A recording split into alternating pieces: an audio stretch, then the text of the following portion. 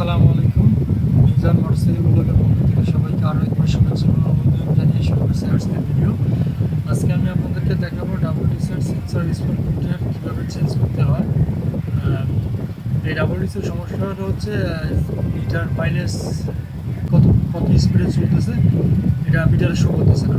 তো আমি আজকে আপনাদেরকে দেখাবো কীভাবে এটা পরিবর্তন করতে হয় এবং খুব সহজে আপনারাও নিজেই পরিবর্তন করতে পারবেন। এইভাবে আমি আপনাদেরকে দেখাবো। চলুন শুরু করা যাক আজকে। আর আমরা এই পালসার ডাবল ডিসের মিটার কেবলটা পরিবর্তন করবো। সেন্সর মিটার কেবলটা 22 নম্বর ডালটা খুললাম। এই সেন্সর মিটার কেবলটার অবস্থা একদমই খুব খারাপ। দেখতে পাচ্ছেন এটা টেপ দিয়ে জয়েন ছিল। এটার কারণে এই সেন্সর মিটার নষ্ট হওয়ার কারণে আমরা মাইলেজটা উঠতে হয়। তো এই সেন্সর কেবলটা আমরা চেঞ্জ করবো।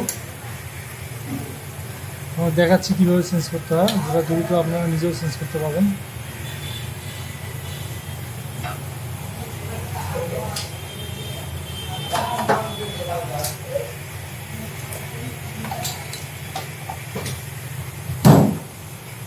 এটা হচ্ছে সেন্সর কেবল। দেখে আপনার এটা হচ্ছে সেন্সর কেবল। তো একদম অবস্থা খারাপ ছিল।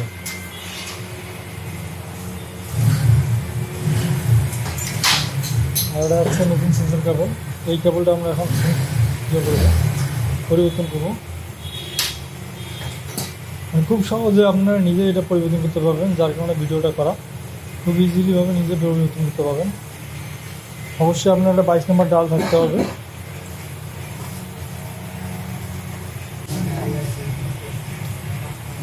সেন্সর কেবলটা আমি লাগাই ফেলছি।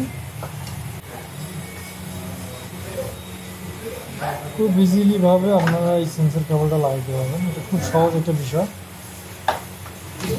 22 নম্বর ডালটা লাগাই ফেললাম। আমরা নাকটা টাইট করবো, বলতে টাইট করবো।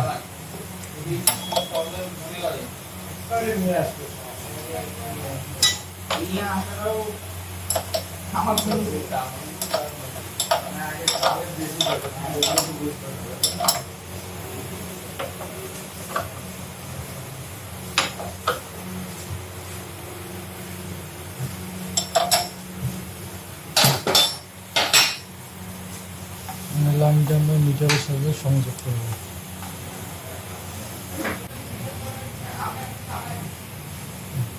শেষ, আমাদের লাগানো শেষ।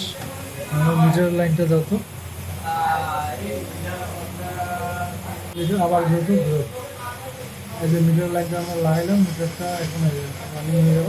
দেখতে পাচ্ছেন মিটার কাজ করতেছে। তো ধন্যবাদ সবাইকে। ভিডিওটি ভালো লাগলে অবশ্যই প্লিজ কমেন্ট করবেন এবং নতুন নতুন ভিডিও পেতে অবশ্যই কমেন্ট করবেন। আসসালামু আলাইকুম।